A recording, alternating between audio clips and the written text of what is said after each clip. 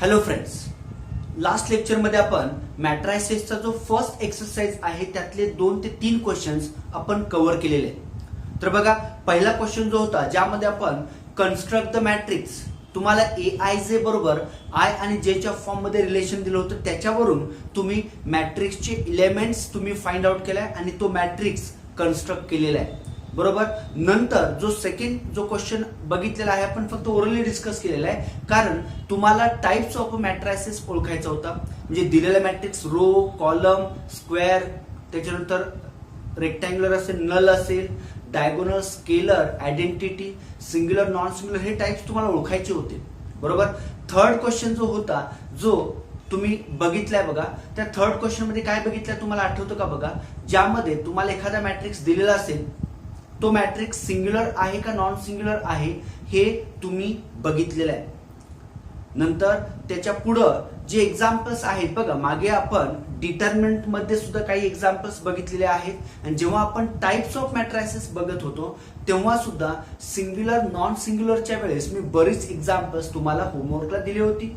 म्हणजे एखादा मॅट्रिक्स जर सिंग्युलर असेल तर त्यामध्ये असणारा अननोन त्याची व्हॅल्यू तुम्हाला फाइंड आउट करायची आहे. म्हणजे आपलं डिटर्मिनंटचे क्वेश्चन सॉल्व्ह केल्यासारखंच तुम्हाला तो दिलेला मॅट्रिक्स त्याचा डिटर्मिनंट बरोबर 0 घेऊन तुम्हाला ते सॉल्व्ह करायचं होतं. तर ही सगळी क्वेश्चन झाली. आता आपण हळूहळू पुढे जाऊया.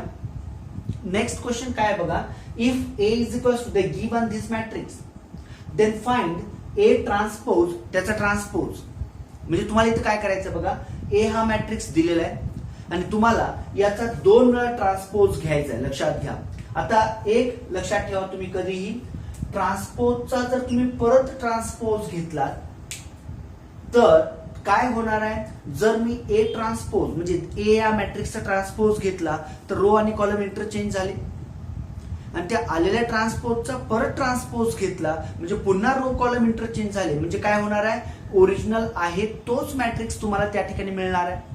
म्हणजे बघा इथं काय होणार आहे, गिवन म्हणतो मी, given A is equals to, A हा दिलेला मॅट्रिक्स, याची ऑर्डर किती आहे बघा, 3/3 ही त्या A ची ऑर्डर आहे. म्हणजेच काय, 7 3 1 -2 -4 1 5 9 1. दिस इज अ गिवन मॅट्रिक्स. बरोबर ना. आता जर या मॅट्रिक्सचा मी ट्रान्सपोज घेतला तर काय होतं, रो आणि कॉलम्स इंटरचेंज होत आहेत. म्हणजेच इथं मी A' किंवा A⁻t लिहितोय. लक्षात घ्या, A⁻t, किंवा तुम्ही त्याला फक्त A' असं सुद्धा म्हणू शकताय. तर मग A ट्रान्सपोज किती येतो बघा, इथं रो जो आहे पहिला रो तो पहिला कॉलम होईल, second row second column, third row third column होईल. म्हणजे किती येतं बघा या ठिकाणी, 7 3 1 -2 -4 1 आणि त्याच्यानंतर 5 9 आणि 1. लक्षात येतं का बघा. म्हणजे इथं काय केलं, मी रोच्या कॉलम मध्ये कन्व्हर्जन केलं. आता हा झाला A ट्रान्सपोज. पण तुम्हाला इथं काय करायचं आहे, त्या ट्रान्सपोजचा पुन्हा एकदा ट्रान्सपोज घ्यायचा आहे. मग घेऊया. मग इथं मी काय करतो बघा, A ट्रान्सपोज जो आहे त्याचा परत मी ट्रान्सपोज जर घेतला बघा, म्हणजे या मॅट्रिक्सचा मला परत काय करायचं, ट्रान्सपोज घ्यायचा आहे. म्हणजे इथं मी परत काय करेन, रोचा कॉलम करेन किंवा कॉलमचा रो मध्ये कन्व्हर्जन करेन. मग बघा इथं किती येतं, 7 3 1 -2 -4 1 5 9 1. आणि बघा ना, मी ट्रान्सपोजचा परत ट्रान्सपोज केल्यानंतर असं लक्षात येतं, हा मॅट्रिक्स म्हणजे काय आहे, A. म्हणजेच किती आला बघा, A या ठिकाणी तुम्हाला मिळालेला आहे. म्हणजे दिलेला एखादा मॅट्रिक्स असेल कुठलाही, मग तो रेक्टँग्युलर असेल किंवा स्क्वेअर असेल, बरोबर. आणि तुम्ही जर त्याच्या ट्रान्सपोजचा परत ट्रान्सपोज घेतला, म्हणजे 2 वेळा जर ट्रान्सपोज घेतला तर बाळांनो तुम्हाला आहे तोच मूळ मॅट्रिक्स म्हणजे ओरिजिनल मॅट्रिक्स तुम्हाला त्या ठिकाणी मिळालेला आहे. आणि देअरफॉर मग तुम्ही इथं काय म्हणू शकता, देअरफॉर A ट्रान्सपोजचा ट्रान्सपोज इज इक्वल्स टू काय येतं, A येतं. Transpose of a transpose is equals to that original matrix again. लक्षात आलं का बघा.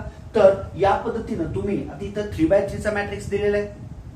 समजा एखादा एक्झाम्पल आपण असं बघूया की ज्यामध्ये तुम्हाला 3/2 किंवा काही कुठलाही नेक्स्ट क्वेश्चन, समजा B इज इक्वल्स टू असं दिलेलं असेल, 1 2 -1 4 5 0 हा मॅट्रिक्स दिलेला आहे आणि तुम्हाला याचा बी ट्रान्सपोज त्याचा ट्रान्सपोज या ठिकाणी फाइंड आउट करायचा आहे बरोबर. आता मग मला सांगा इथं बी दिलेला आहे, this is the given matrix. मी जर याचा ट्रान्सपोज घेतला बी ट्रान्सपोज, बघा what is the order of this given matrix B, that is a 2/3 बरोबर. 2 रो आणि 3 कॉलम्स आहेत. आता मग या बी चा आपण ट्रान्सपोज जर घेतला तर तो ट्रान्सपोज किती येतो बघा. Yes, what is the transpose of given matrix B, that is a 1 2 -1 त्याच्यानंतर 4 5 आणि किती येतं 0. This is a transpose of given matrix B. आणि परत मी काय करतोय, या बी ट्रान्सपोजचा आणखी एकदा ट्रान्सपोज घेतला म्हणजेच काय बघा, बी ट्रान्सपोज त्याचा परत ट्रान्सपोज घेतला म्हणजे आता बघा ट्रान्सपोज घेतला याची ऑर्डर काय झाली 3/2 झाली. कारण आपल्याला माहित आहे m/n ही जर दिलेल्या मॅट्रिक्सची ऑर्डर असेल तर त्याच्या ट्रान्सपोजची ऑर्डर काय असते n/m. ऑर्डर आणि म्हणजे number of rose number of columns काय होतात इंटरचेंज होतात बरोबर ना. तर मग इथे तेच झालं 2/3 ही दिलेल्या मॅट्रिक्सची ऑर्डर आहे, ट्रान्सपोजची ऑर्डर 3/2 आली. आता मी परत याचा जेव्हा ट्रान्सपोज घेणार आहे तेव्हा परत 3/2 च काय होणार आहे 2/3 होईल म्हणजे तो मॅट्रिक्स काय येतो बघा 1 2 -1 4 5 0 means that matrix B again. म्हणजे तोच मॅट्रिक्स मला मिळालेला आहे. देअरफॉर मी तर काय म्हणू शकतो मग बी ट्रान्सपोज त्याचा जर ट्रान्सपोज घेतला तर मला काय मिळणार आहे तोच मूळ मॅट्रिक्स त्या ठिकाणी मला मिळणार आहे. तर मला सांगा ही दोन्ही एक्झाम्पल्स व्यवस्थित लक्षात आली का. तुम्ही एक लक्षात ठेवा, यावरून ट्रान्सपोजची प्रॉपर्टी तुम्ही लक्षात ठेवा. दिलेल्या मॅट्रिक्सचा जर तुम्ही 2 वेळा ट्रान्सपोज घेतला तर तुम्हाला आहे तोच ओरिजिनल मॅट्रिक्स त्या ठिकाणी मिळणार आहे. तर आता हे एक्झाम्पल लक्षात आलं असेल. आता पुढच्या क्वेश्चनकडे आपण जाऊया. आता बघा सेकंड एक्झाम्पल काय आहे इथं, find the values of A B C if the given matrix is a symmetric matrix. म्हणजे इथं तुम्हाला जे दिलेलं मॅट्रिक्स आहे ते जर सिमेट्रिक मॅट्रिक्स असेल तर तुम्हाला ए बी आणि सी च्या हे जे अननोन आहेत त्यांच्या व्हॅल्यूज तुम्हाला या ठिकाणी फाइंड आउट करायचं आहे. तर आता इथं मग सगळ्यात महत्वाचं काय, तुम्हाला सिमेट्रिक मॅट्रिक्स म्हणजे काय हे माहित असलं पाहिजे. कारण एखादा मॅट्रिक्स एखादा स्क्वेअर मॅट्रिक्स आपण सिमेट्रिक आहे असं कधी म्हणतोय बघा, जर मी त्या दिलेल्या स्क्वेअर मॅट्रिक्सचा ट्रान्सपोज घेतला आणि ट्रान्सपोज घेतल्यानंतर पण मला तोच मॅट्रिक्स मिळत असेल तर मी त्या दिलेल्या स्क्वेअर मॅट्रिक्सला काय म्हणतोय सिमेट्रिक मॅट्रिक्स असं म्हणतोय. म्हणजेच काय A = A' जर असेल तर त्याला आपण सिमेट्रिक मॅट्रिक्स असं म्हणतोय. आता इथं बघा इथं काय करूया, गिवन मॅट्रिक्स बघा दिलेला जो मॅट्रिक्स आहे A = लिहितो मी या ठिकाणी 1 3/5 त्याच्यानंतर A B -5 -7 -4C आणि 0 हा दिलेला स्क्वेअर मॅट्रिक्स आहे. आता हा जो स्क्वेअर मॅट्रिक्स आहे याची ऑर्डर आहे 3/3 म्हणजे या मॅट्रिक्स मध्ये 3 रोज आणि 3 कॉलम्स आहेत बरोबर ना. आता मग तुम्हाला काय दिलंय बघा, this matrix is a symmetric matrix. मग मी इथं पुढे काय म्हणतोय, as A is a symmetric matrix, A is a symmetric matrix, so this implies याचा अर्थ काय A' = A. म्हणजे त्या A चा जर मी ट्रान्सपोज घेतला तर मला काय मिळतो तोच स्क्वेअर मॅट्रिक्स मिळतो. असं जर असेल तरच आपण A ला काय म्हणतोय सिमेट्रिक म्हणतोय. तर बघा मग इथं दिलेला A आहे याचा मी ट्रान्सपोज घेतोय A'. आता ट्रान्सपोज साठी आपण काय करतोय, we interchange rows and columns. So do that. What we get here 1 B -4 then 3/5 -5C A -7 आणि 0. लक्षात आलं का बघा, दिस इज अ A' म्हणजेच काय A ट्रान्सपोज. आता मग ए आपल्याला मिळालेला आहे त्याचा पण ए म्हणजे ए जो दिलेला मॅट्रिक्स आहे त्याचा आपण काय केलं ट्रान्सपोज घेतला. जो पहिला रो आहे तो पहिला कॉलम झाला, सेकंड रो आहे तो सेकंड कॉलम झाला, थर्ड रोचा थर्ड कॉलम झालेला आहे. म्हणजे ए आणि ए डॅश आपल्याला या ठिकाणी मिळालेला आहे. आता मग ए हा सिमेट्रिक आहे त्यामुळे काय असणार आहे A dash is equals to काय असणार आहे ए म्हणजे transpose of the square matrix is equals to that matrix then we say the given matrix is symmetric. बरोबर. मग बघा इथं आता ठेवूया values A dash is equals to A. So what we get here put simply values of A dash 1 B -4 3/5 -5 C a -7 0 आणि is equals to किती येतं बघा a ची व्हॅल्यू काय बघा put the value of a that is 1 3/5 a then b -5 -7 आणि त्याच्यानंतर -4 c आणि परत काय या ठिकाणी 0. लक्षात आलं का बघा. म्हणजे इथं काय केलं ए हा दिलेला स्क्वेअर मॅट्रिक्स आहे आणि तुम्हाला तो दिलेला स्क्वेअर मॅट्रिक्स काय म्हटलेला आहे सिमेट्रिक आहे.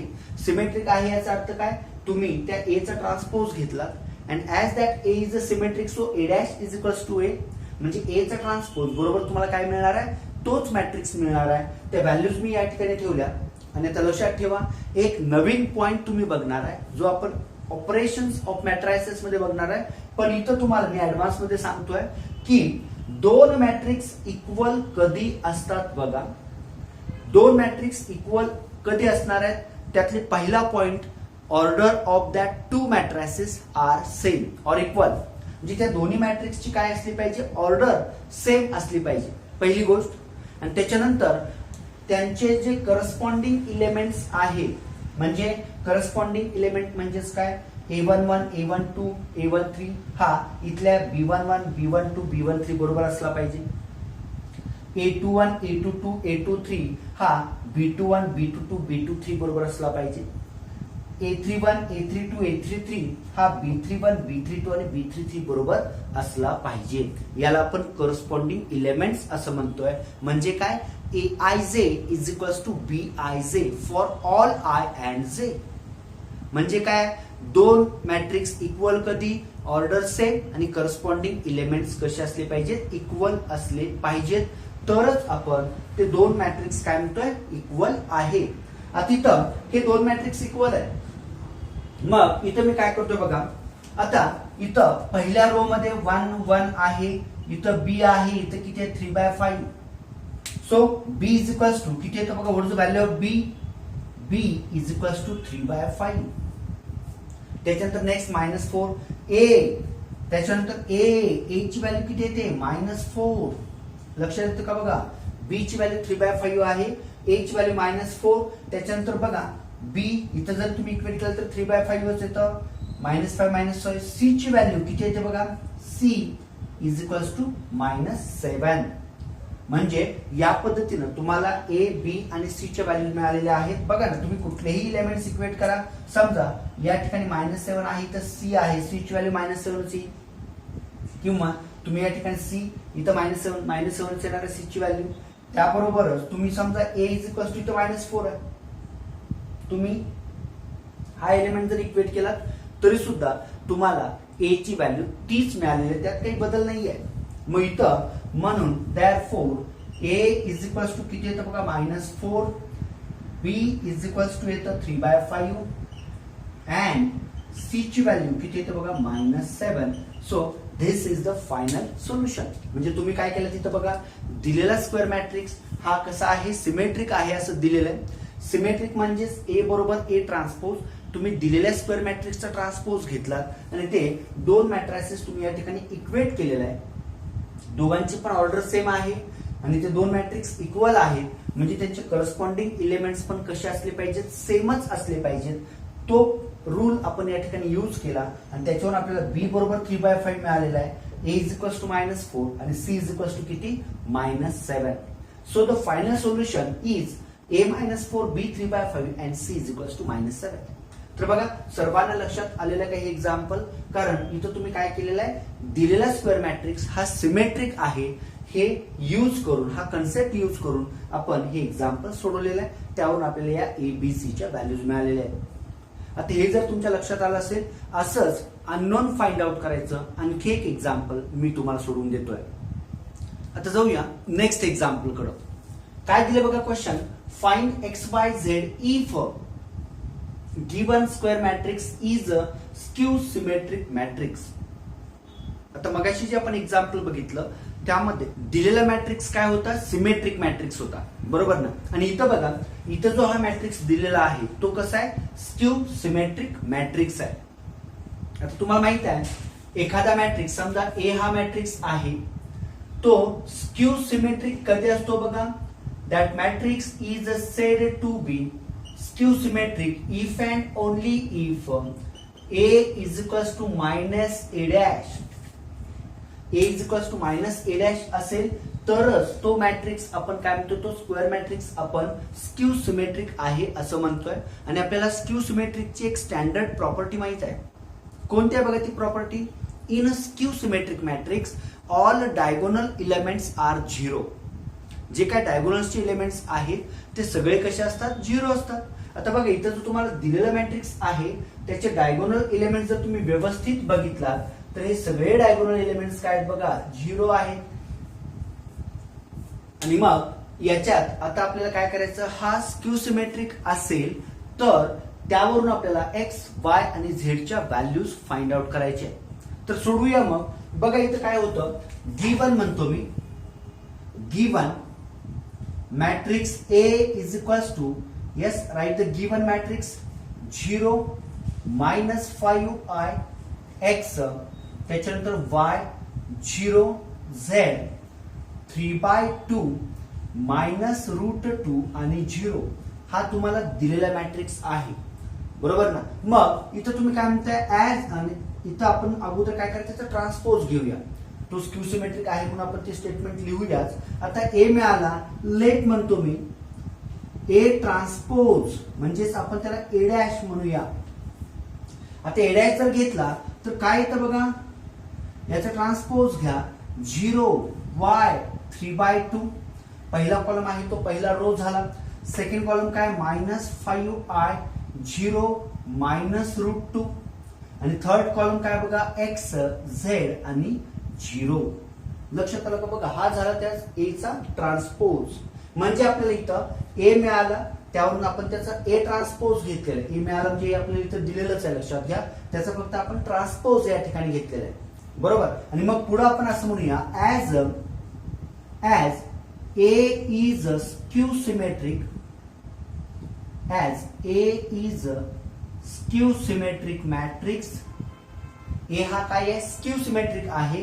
सो दिस इम्प्लाइज, याचा अर्थ काय, ए इज इक्वल्स टू काय असणार आहे, मायनस ए डॅश, और A dash is equals to काय असणार आहे, मायनस ए. दोन्हीचा अर्थ तोच आहे. म्हणजे तुम्ही ए बरोबर मायनस ए डॅश म्हणा किंवा ए डॅश बरोबर मायनस ए म्हणा, बरोबर. म्हणजे इथं तुम्ही जर ए बरोबर मायनस ए डॅश येत असेल तर आपण त्या स्क्वेअर मॅट्रिक्सला काय म्हणतोय, स्क्यू सिमेट्रिक मॅट्रिक्स. आणि स्क्यू सिमेट्रिक मॅट्रिक्स मध्ये आणखी एक प्रॉपर्टी काय आहे, त्याच्या डायगोनल्सचे एलिमेंट्स काय असतात, झिरो असतात. आता इथं घेतलं आपण ए बरोबर मायनस ए डॅश किंवा ए डॅश बरोबर मायनस ए, या दोन पैकी कुठलीही एक कंडिशन आपण या ठिकाणी यूज करूया. बघा मग मी इथं लिहितो,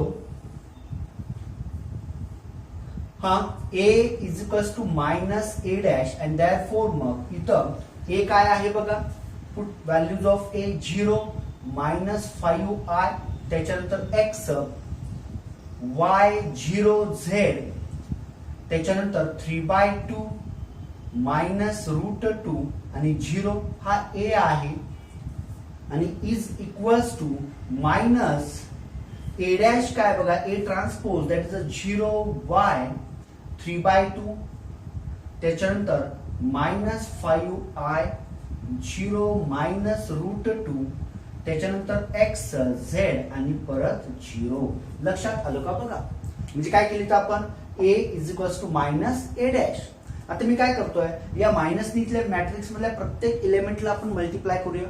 मग मल्टिप्लाय केल्यानंतर काय होतं, ज्या ठिकाणी प्लस आहे तिथं मायनस होईल, मायनस आहे तिथं प्लस होईल, बरोबर. सो डू दॅट, करूया ते कॅल्क्युलेशन्स. बघा मग काय होतं, देअरफॉर इथं 0 minus 5i x y 0 z 3/2 minus root 2 0 is equals to minus ने प्रत्येकाला मल्टिप्लाय करा. आता इथं 0 वरती काही फरक पडणार नाही. 0 मायनस y मायनस 3/2 त्याच्यानंतर minus minus plus 5i 0 minus minus plus झालं रूट 2 इथं मायनस एक्स मायनस झेड आणि परत किती आलं बघा 0.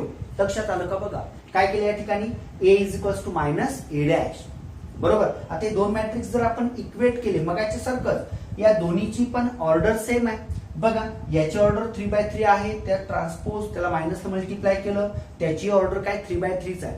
कारण जर दिलेला मॅट्रिक्स हा जर स्क्वेअर मॅट्रिक्स असेल तर त्या ट्रान्सपोज नंतर त्याची ऑर्डर बदलत नाही. पण जर तो रेक्टँग्युलर मॅट्रिक्स असेल तर मात्र ट्रान्सपोज घेतल्यानंतर त्याची ऑर्डर चेंज होते. बरोबर. आता इथं मग जर तुम्ही इक्वेट केलात मगाच्या एक्झाम्पल सारखं बघा मला सांगा या ठिकाणी काय काय होणार आहे. सुरुवातीला जर मला समजा एक्स ची व्हॅल्यू घ्यायची असेल एक्स किती येतं ऑन इक्वेटिंग वी गेट बघा हे इक्वेट केल्यानंतर आपल्याला काय मिळतं yes what is the value of x x is equals to किती येतं मायनस 3/2. पहिली व्हॅल्यू आपल्याला या ठिकाणी मिळालेली आहे ती आहे एक्स बरोबर किती आहे मायनस 3/2. बरोबर. त्याच्यानंतर y इज इक्वल्स टू बघा या ठिकाणी y आहे that is a 5i. y ची व्हॅल्यू किती आली 5i आलेली आहे. आणि नंतर finally z is equals to z ची व्हॅल्यू किती येते बघा रूट 2. म्हणजे या तुम्हाला x y आणि z च्या तिन्हीच्याही व्हॅल्यूज मिळालेल्या आहेत on equating these two matrices. इथं बघा प्रश्न काय होता दिलेला तुम्हाला मॅट्रिक्स आहे तो स्क्यू सिमेट्रिक आहे तर find the values of x Y Z. means if the given matrix is skew symmetric then find the values of unknowns. आणि इथं unknowns किती आहेत 3 unknowns आहेत x y आणि z. आता इथं आपण काय काय केलं दिलेला स्क्वेअर मॅट्रिक्स त्याला आपण a म्हटलं. as the given matrix is a skew symmetric so what a is equals to minus a dash or a dash is equals to minus a. आणि तिथं व्हॅल्यूज तुम्ही ठेवलात ते मॅट्रिक्सच्या व्हॅल्यूज तुम्ही पुट केलात आणि त्यानंतर मायनसने आतमध्ये मल्टिप्लाय केलात. मायनसने मल्टिप्लाय केल्यानंतर जे दोन मॅट्रिक्स या ठिकाणी आलेले आहेत हे दोन्ही मॅट्रिक्स इक्वल आहेत आणि याच्यावरून मग तुम्ही काय केलात on equating both side order same आहे आणि जर दोन मॅट्रिक्स इक्वल असतील तर त्यांचे करस्पॉन्डिंग एलिमेंट्स कसे असतात सेम असतात इक्वल असतात. बरोबर. आणि त्यावरून मग आपण एक्स वाय आणि झेड च्या व्हॅल्यूज फाइंड आउट केलेले आहेत. लक्षात घ्या ही एक्झाम्पल्स सर्वांना लक्षात आलेले आहेत का. आता जर ही एक्झाम्पल्स तुम्हाला लक्षात आली असतील बाळांनो तर तुम्हाला काय करायचं बघा एक्सरसाइज तुमच्याकडं टेक्स्टबुक आहे त्या टेक्स्टबुक मधलं मॅट्रिक्स मधलं पहिला एक्सरसाइज तुम्हाला कंप्लीट करायचा आहे. कारण आता जे टाइप्स वेगवेगळ्या टाइप्सचे जे एक्झाम्पल्स होते ते टाइप्स आपण या ठिकाणी घेतलेले आहेत लक्षात घ्या. त्यामुळं आता तुम्ही ही एक्झाम्पल्स राहिलेले सगळे एक्झाम्पल सॉल्व्ह करू शकताय. तुम्हाला दिलेला मॅट्रिक्स बघून त्याचा टाइप तुम्हाला सांगायचा आहे. जर तो सिमेट्रिक असेल तर त्याच्यावरून अननोनची व्हॅल्यू काढायची आहे. स्क्यू सिमेट्रिक असेल त्याच्यावरून अननोनची व्हॅल्यू फाइंड आउट करायची आहे. सिंग्युलर असेल तर तुम्हाला के ची व्हॅल्यू फाइंड आउट करायची आहे. त्या मॅट्रिक्स मध्ये एखादा अननोन दिलेला असेल किंवा दिलेला मॅट्रिक्स हा सिंग्युलर आहे किंवा नाही हे पण तुम्हाला फाइंड आउट करायचं आहे. बरोबर. तर आता ही सगळी एक्झाम्पल्स तुम्ही इझिली सॉल्व्ह करू शकताय. तुम्ही पहिला एक्सरसाइज कंप्लीट करा मॅट्रायसेसचा. त्यामध्ये काही जरी डाऊट्स असतील तर तुम्ही मला कमेंट्स करा किंवा व्हॉट्सअप मेसेज केला तरी चालेल. पण सगळ्यात महत्वाचं तुम्ही तो एक्सरसाइज कंप्लीट करा. आता मग हा पहिला एक्सरसाइज झाला जो मॅट्रिक्सच्या टाइप्स वरती अवलंबून होता. तुम्हाला जर टाइप्स लक्षात आले असतील तर तुम्ही हे पहिल्या एक्सरसाइज मधले क्वेश्चन्स तुम्ही इझिली सॉल्व्ह करू शकताय. पहिला एक्सरसाइज या ठिकाणी संपलेला आहे. आता आपण नेक्स्ट लेक्चरला अल्जेब्रा ऑफ मॅट्रायसेस म्हणजे ऑपरेशन्स ऑन मॅट्रायसेस या नवीन पॉइंटला आपण सुरुवात करणार आहोत. तर बघूया मग नेक्स्ट लेक्चरला आपण पुढचा पॉइंट डिस्कस करूया.